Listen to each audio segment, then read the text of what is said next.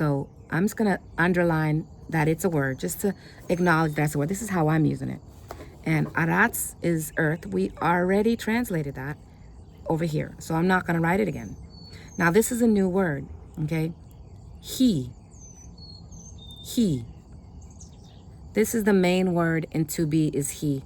Now, when I'm talking about he, you're not going to find this information anywhere. I don't think so, because they don't teach it the way I teach it. I teach things differently.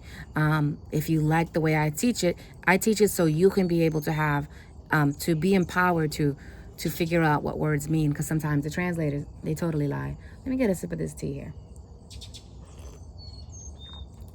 I'm trying to set up this video so it can be easy for me to do these videos with limited editing, because I just don't have time. I need someone to help me. If anybody wants to help me produce better videos and more videos, I have videos sitting in my phone just waiting to be edited. And sometimes because it waits, I just end up not even doing it. So I have information just sitting in my phone. There's nothing I can do. My time is limited. Not complaining, letting you know I do need help. Okay, so the main word in to be is he, okay? And how do you pronounce words? Well, it's important to find out the main word that creates, the main symbols that come together that create the word. If you do not find out the main symbol and what it means, you're not going to pronounce it correctly, okay? And a good example of this, if you ask me, is the word mayim, okay? The word mayim is translated as waters. The hand sign is water, but if you take out this symbol right here and you just put yim, you'll see that this word is translated as ocean or seas. So this is ocean and this is water. Does water come from this, or does ocean come from, like, which word is commanding? Which word does the word water come from? Does water come from ocean, or does ocean come from the word water? That's a very good question. Well, the word water comes from ocean. If you know how the Manakahthey language works, this symbol, the mayim symbol, is added as a prefix, and it creates a new word in many words. If you understand or overstand how this symbol is working, you'll know that this is kind of like a modification. So if we know that most of the time in the language, this symbol in the beginning of the word is a modification, and you see that there's two possible words in here, then you know that this could mean from, or this could just be modifying the main word. And the main word is yim. So this is how you pronounce ocean, yim. Mayim is how you say water. Okay, so how do you pronounce this word? It's not meme, it's mayim, because the word water comes from the word ocean. And you want to say it in a way that you keep the ma communicating, that you can identify the word ocean in the word water. So mayim, okay? So basically it's like you're saying from ocean. What is from ocean? Well, water is from ocean. So it kind of makes sense. So this is a prefix from, and these two words is water. So from ocean, you get water. But actually, this is a hand sign. Mayim is literally a hand sign. This language makes sense. It just makes sense any which way, any which angle you look at it. It truly is a scientific language. And this is part of the reasons why I stopped teaching the hand sign and the symbolic meaning, because it's a deep scientific language that, I'm sorry, like, it takes a lot of energy, a lot of videos, a lot of explaining just to break down one word, because it's a science.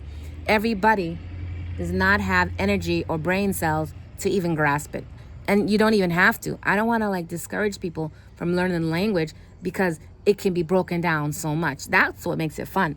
If you just want to know that mayim means water, then goodbye. There it is. There's water. And you want to know that yim means ocean. There it is.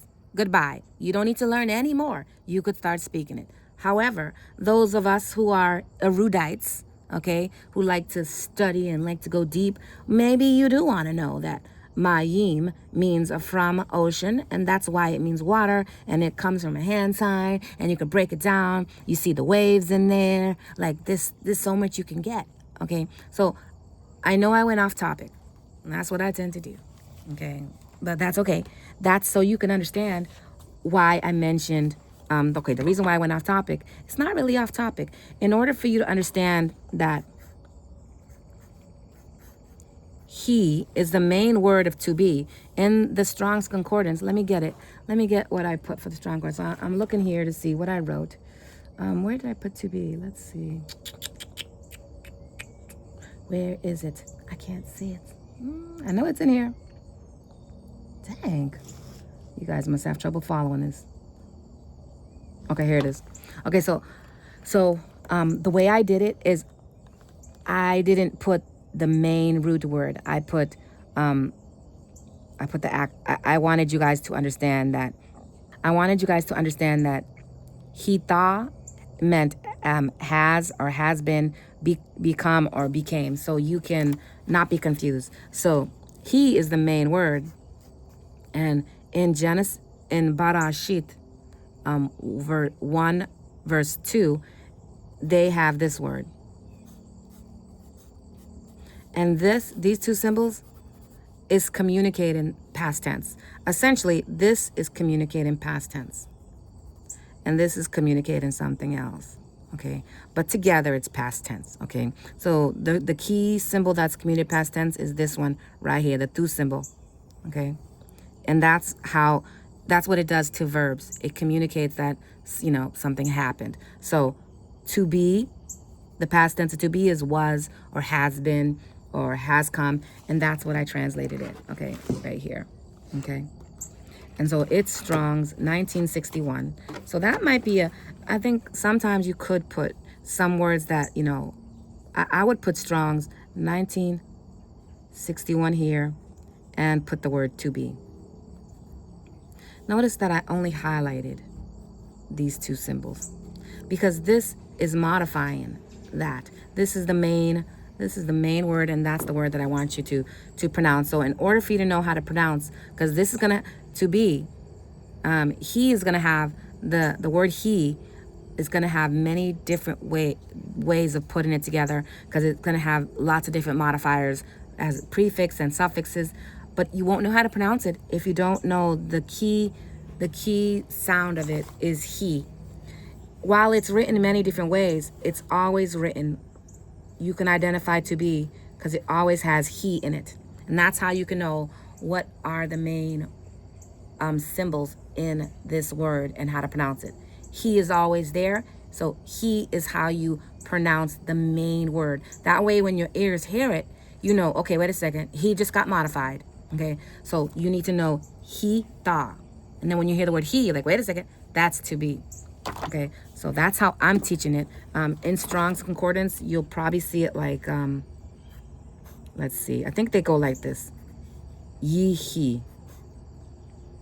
They put it as ye-he. But ye-he doesn't exist in all to be's. Okay, whenever you see the word to be in the Bible, sometimes the ye symbol's not there, and there's other modifiers. So it makes it confusing. So that's why in my app, iThoughty app, the first lesson for grammar lesson I did was about morpheme. So the intro lesson is about morphemes. Download the app, iThoughty, read about morphemes so you can understand. Because, the way I'm teaching it is that we want to get to the essence of the word and the essence of the symbols that is communicating the word so we can be able to translate. Okay, so the next word, ta'u. Ta'u was translated as empty, desolation, waste, confusion, formless. Whenever words repeat themselves in the scriptures a lot, sometimes that can help you to be rest assured that it was translated correct. When words only indicate once or twice in the scriptures, that can be a sign that they don't know what the word means. They could still get it right, don't get me wrong, but that could be a sign that it's possible that is a new word and it has a different meaning, or quite frankly, it could be a foreign word. Okay, we will encounter it when we get there. So I would translate this as empty. And the key symbol in here that's communicating empty is actually the 𝐏𝐕𝐓 symbol. I'm going to put a little arrow there. Okay, why did I put an arrow there? Because it's also right here. Okay, so 𝐷𝑢 𝑢 𝐷𝑢 𝐷𝑢 𝐷𝑢. So this symbol is actually communicating, like, I almost want to say a separate word. And this symbol, the 𝐷𝑢 symbol, is kind of indicating a separate word, just so you can dissect it. And this 𝑢 symbol is an action. It's indicating action. So really, the only symbol that's communicating direct meaning is the 𝐏𝐕𝐓 symbol. And by the way, the 𝐏𝐕𝐓 symbol in the modern Hebrew language, they call it the hey symbol. But that symbol, that the word hey, is nowhere to be found in the scriptures. And so when I was studying the scriptures initially, I had trouble. I'm like, this can't be hey, because hey is not a word in the Bible. It doesn't make sense. Guess what? Guess what? This is how they're spelling hey. It's actually he. So this is to be. So I actually think the 𝐏𝐕𝐓 symbol, the real way to say the 𝐏𝐕𝐓 symbol is he. Okay, but it's fine that I got it wrong. I don't want to say I got it wrong, because you can, I mean, it's more he than it is 𝐏𝐕𝐓. But the reason why I thought it was 𝐏𝐕𝐓, number one, I was trying to name it because there's no word hey in the Bible. I recently, not too recently, probably like, I don't know, 2 years ago, a year and a half ago, I recently came to the conclusion that the word to be, the main word, is actually he. Okay, not ye he like they tell us. It confuses you. When you start learning from them, you get confused. And so the word to be is actually the name of this symbol. This is what I believe. This is nobody telling me. Nobody has said this. This is me telling you what I believe. Okay, now I have been calling it 𝐏𝐕𝐓 because 𝐏𝐕𝐓 communicates breath, and this symbol does communicate breath. And to be, to exist is to have breath. Breath of, yeah. To be is to have life. And this symbol communicates so much. And I'm going to shut up now because I've already said too much. Okay, it's really hard to teach and hold back. But I'm going to have to hold back because the information that I'm giving out, no one's talking about it. Nobody knows. And so me telling you, and it doesn't go viral, it takes away the high value of the word. So yeah, I'm going to shut up. The 𝐏𝐕𝐓 symbol could be called he. So if you call it the he symbol, I'm totally fine with that. We're on the same page. It is he. So from this point on, I will say he, but sometimes I will say 𝐏𝐕𝐓 because everybody hasn't caught up with this, okay?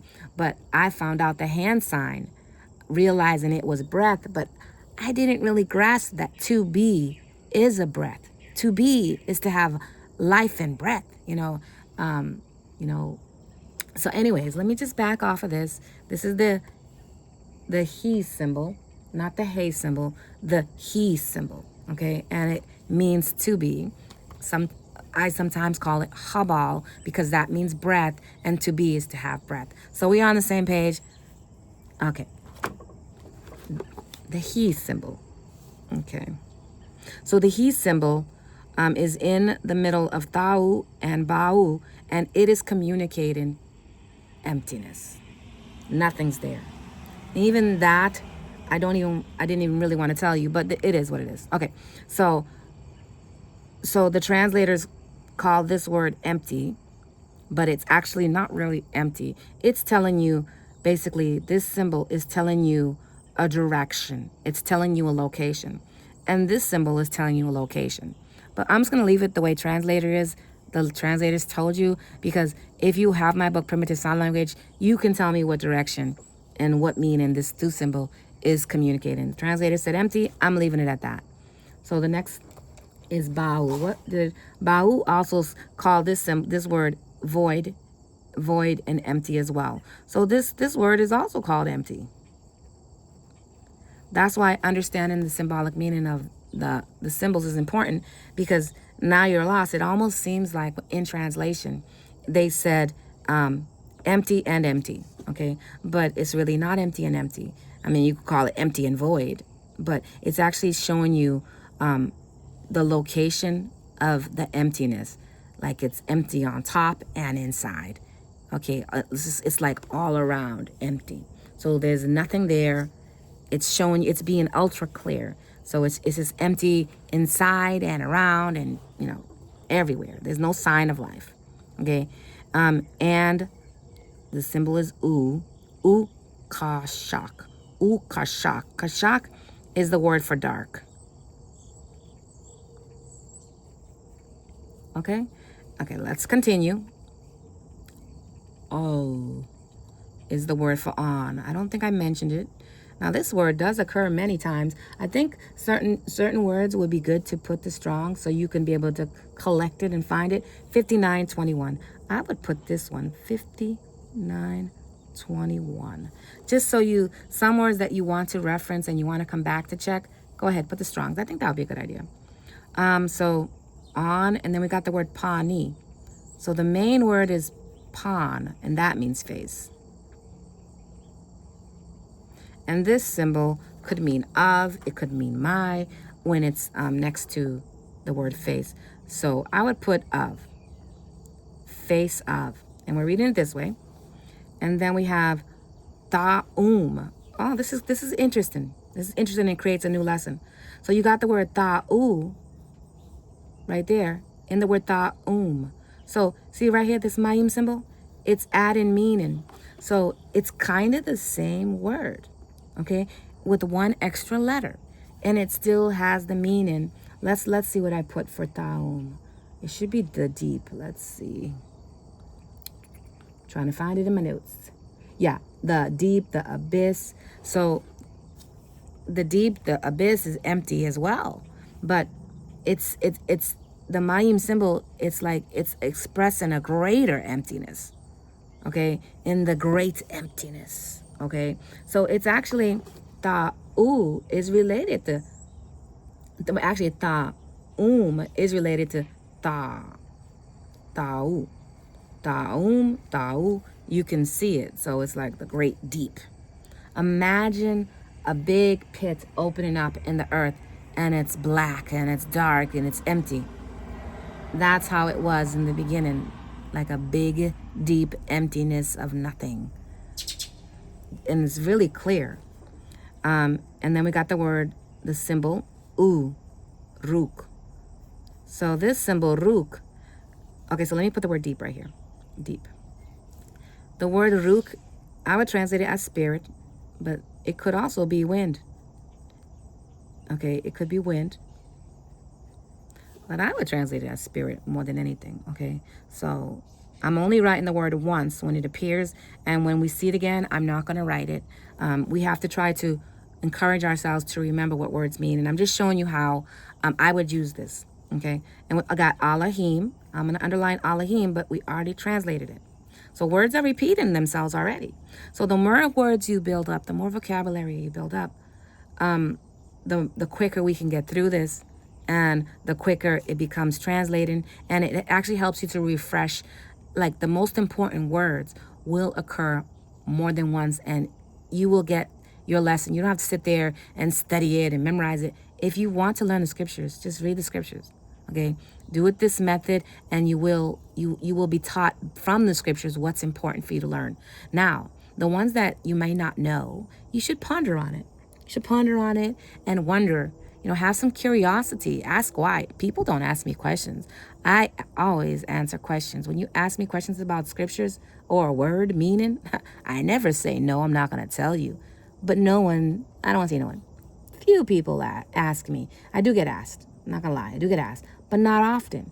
And so I wonder, are you guys curious? Or maybe I'm telling you and you don't need to ask. Maybe you're just waiting for me to tell you. And that's fine too. I'm okay with it. But what I'm telling you is have some curiosity. If you have questions, I love questions. I love to answer. I'm like that person that tells you something you don't even want to know. So, if I see some information that you're missing, I don't care if it's about health or building a house or planting a garden. If I know it, I'm going to tell you, you might get sick of me. If you don't like that person around you, you won't like me. I love to answer questions. I'm a natural teacher, I guess. I like to teach. So Elohim. Oh, this is a word that I don't think comes up too often in the scriptures. But let me see. Manakahthey. Manakahthey is hovering. And this is an interesting word. I'm going to put the Strongs for this because maybe you might want to reference it. Maybe I might want to reference it later on. And if you notice, I do write my numbers differently. Okay, I'm trying to make things make sense. So my numbers, that each corner for the numbers, the way I write it has, let me put the 7 like this. Each corner can be counted and it indicates the number. So I'm trying to make things make sense. Okay, so Manakahthey is hovering. Hoovering or hovering, I don't know how you say it. On, I underline the word on, and face of again. So I'm not gonna write it in there. And then look, the waters. Okay, this could be waters, or because there is a plural there. This could be waters or water. It's kind of like a word that you don't need to pluralize it because it's already there.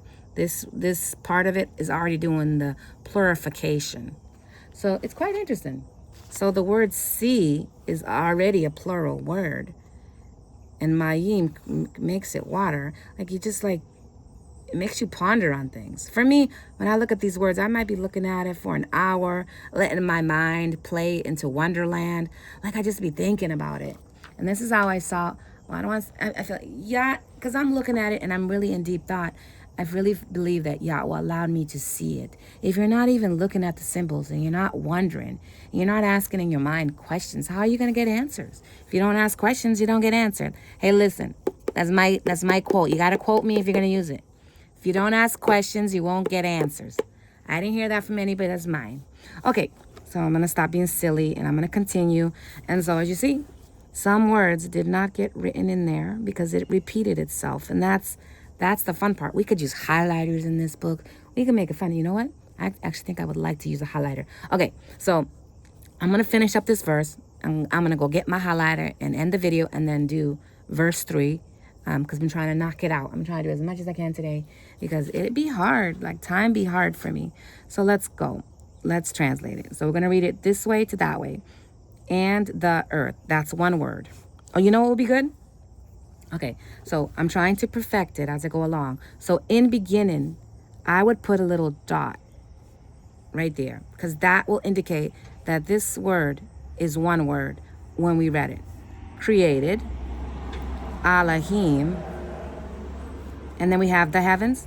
That way we can kind of indicate that, okay, wait a second. In the language, I think that would be good to do. So this is not something I just thought up. I forgot about it and doing it now. Okay, there we go. This way we can see our literal translation. It actually makes sense. Okay, you could probably even do that with these symbols. I've seen the ancient language in the Moabite script with the dots in the middle, and I found it that they were really smushed together, but because of that dot, it separated it and it was easy to read. Now, the beauty of this book and the way I translated it, I gave a lot of space. You're not going to find any other book, number one, for you to write in like this. You're not going to find that. And you're not going to find it in these symbols because these symbols were created by me. I created these symbols because it made sense the way they were created. They were created from the Gamal symbol in design, and you could see it. And I made a video about it. It's called Beautiful Symbols, and I modified it after that. I could redo that video, which I probably should redo it because I improved it. So this is my improved version of it, and you can find all of these symbols in ancient writing. So I didn't necessarily made it up because there was a high amount of symbols that kind of varied in the ancient language. It makes it hard to really to really find out, okay, well, which one is right? Because there's many variations. Well, the one that is right matches the hand sign and symbolic meaning. So I utilize the hand sign, the knowledge of the hand signs, and the symbols relating to each other, because the symbols do relate each other in meaning and in design. The language is that perfect, my friends. It's that perfect. So, okay, let's translate it. And the earth. So let's put verse 2. Oops.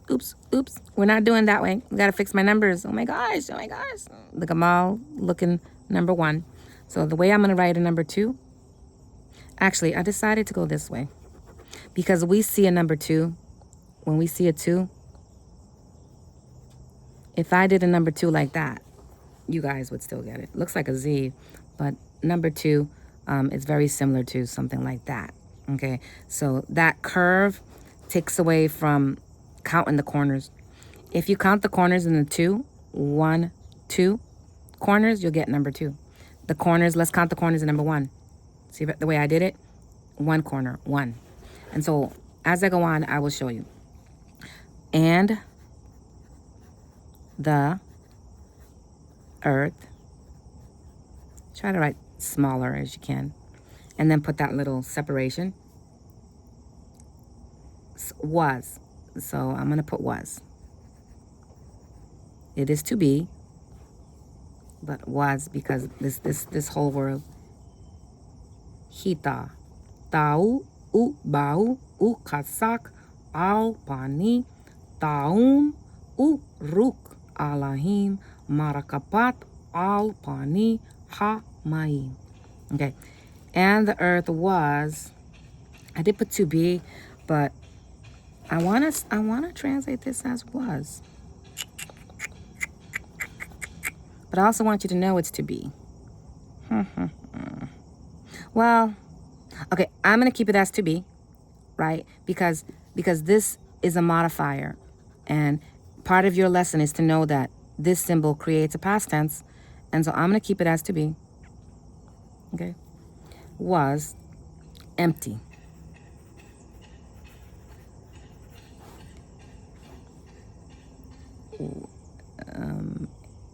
Empty. And put a little dot again. I'll put a dot right here. And we'll put void, because that's saying like inside is empty. Put a little dot again, and dark. A dot on, put a dot, face of, and a dot, the deep. Oh, there's no the deep. Face deep. Face deep. Oh, face of deep. Okay, we don't want to say that deep. Face of deep. And put the dot. And spirit. Dot. Allah. Almighty.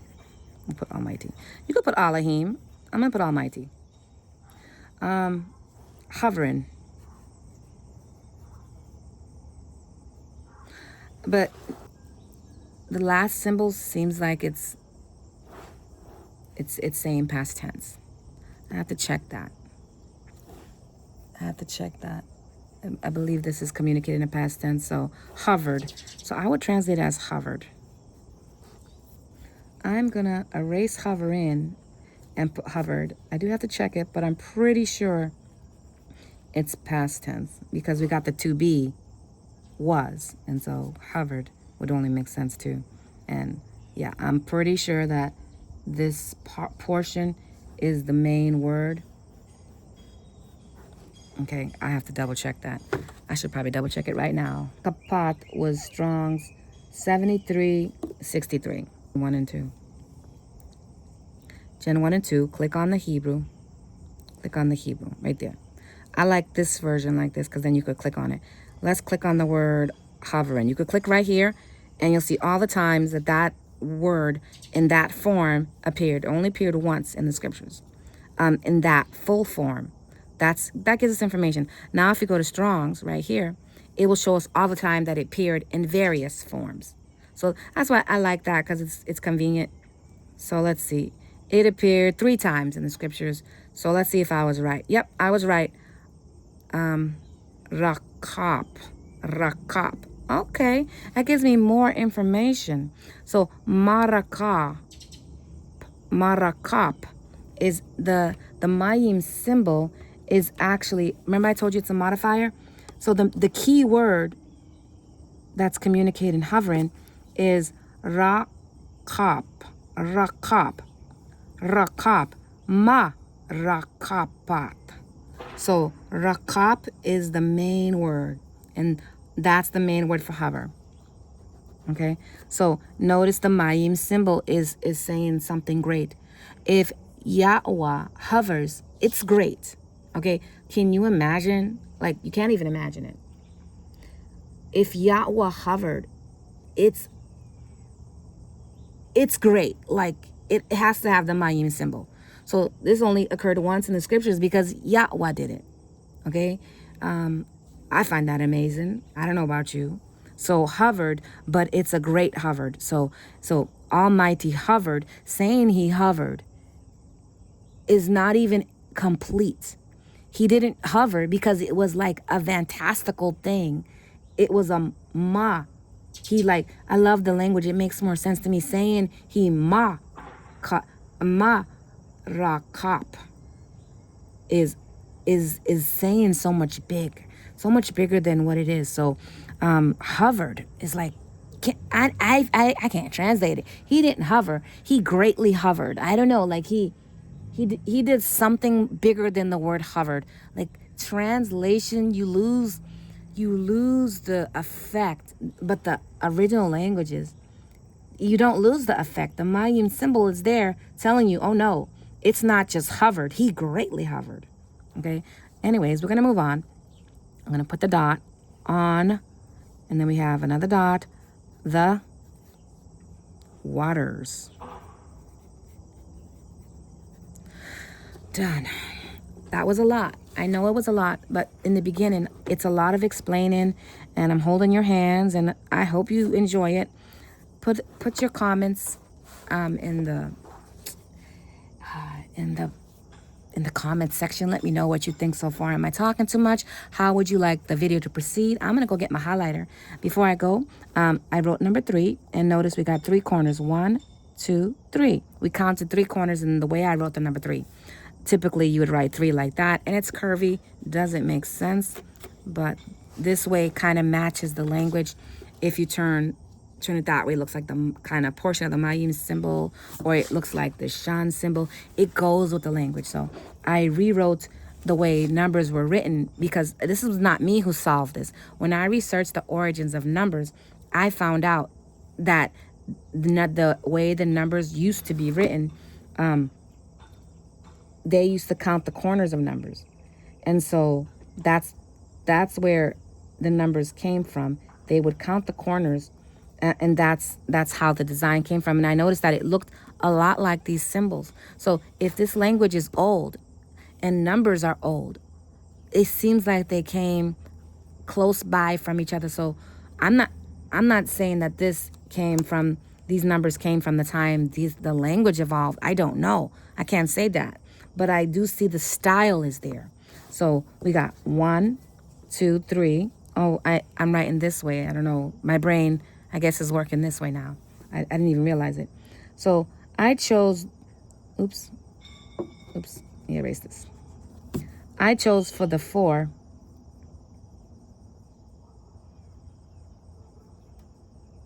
to be written this way for the corners. But there's probably a different way to write 4. So if you leave like a little gap, you can count the corners. We got 1 here, 2, 3, and 4. Okay. But if you close the gap, you could totally close it. But I thought that it would be a little bit confusing if the gap's closed, because it looks like the Ba'RaASh symbol too much. So I decided to put a little gap. And also it looks more like a 4 because the way we write 4 now, like this, looks very closely to that. So that's why I chose this design to resemble, because this right here, you can't really count 4 corners here. Okay, so unless you go like this, I guess if you go like this, No, you get more corners. If you do this, you get more corners. We got 1, 2, 3, 4, 5. Now you get too much corners. So I think this makes more sense because you have, it doesn't look like a ra'ash. We need that separation, especially when the languages are close by. And so we got the number 5. So the way I'm doing number 5, like that. And you count 5 corners. 1, 2, 3, 4, 5. 6. Let's see, 6. 6. How am I doing the 6? Oh, yeah. 6, I decided to do it like this. Okay, so see the 6? You can see it. Looks like a 6. 7. I know you guys seen 7. You've seen 7 like this. Tell me that doesn't look like the Yid symbol. Tell me that doesn't look like it. It does. Okay, but you can count 7. So it does look like the Yid symbol, a little bit modified right there. The 8. The number 8 looks like 2 dalet symbols on top of each other, but it also that. Now the 9 symbol, let's see how I wrote the 9 symbol. I gotta reference it. The 9, I'm writing it like this. I'm thinking this side going down is better. So let's count the corners. We got 1, 2, 3, 4, 5, 6, and then 7 right there. 8, 9. So that's how I do my 9. And then we got the 0. 0 has no corners. So this is essentially the origins of the numbers. It came from people counting corners. The design of it had corners, and so I wanted to keep the origins. I like the look of the cornered numbers together with this language, and I didn't want to like add curves into the text. So that's why this book has the numbers slightly different, but I think it looks very relatable to the numbers you're used to. So the numbers you're used to: 0, 1, 2, 3, 4, 5, 6, 7, 8, 9. And the 7, sometimes you can see it like that. This is what you're used to, and I am writing that way. So it looks very close. It's not like something, it doesn't look like I made it up, and I didn't make it up. This actually, now the design is my design, okay? But I know that the original numbers came from corners. This was the original 8. That was indeed the original 7, the original 3. Now the 5 and the 6 and the 9, this is my design, but I'm trying to keep with the theme of the corners. But yeah, research it. They call it Arabic numbers, but it's definitely not Arabic. It's probably more ancient than that. So I'm going to end this video. I'm going to edit it and go on to the next. Shalom. I would love to hear from you guys. Let me know what you think.